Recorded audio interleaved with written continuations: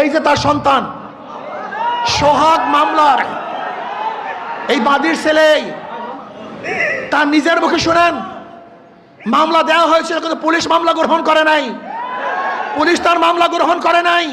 এই খুনের দায় দায়িত্ব তারেক জিয়াকে গ্রহণ করতে হবে। এই খুনের দায় দায়িত্ব মির্জা ফখরুলকে গ্রহণ করতে হবে। এই খুনের দায় দায়িত্ব বিএনপিকে গ্রহণ করতে হবে। এই খুনের দায় দায়িত্ব প্রত্যেক প্রশাসনকে গ্রহণ করতে হবে।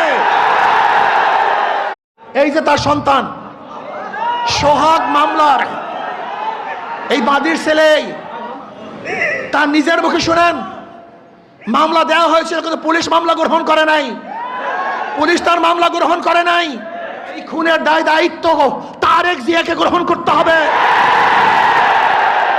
এই খুনের দায় দায়িত্ব মির্জা ফখরুলকে গ্রহণ করতে হবে। এই খুনের দায় দায়িত্ব বিএনপিকে গ্রহণ করতে হবে। এই খুনের দায় দায়িত্ব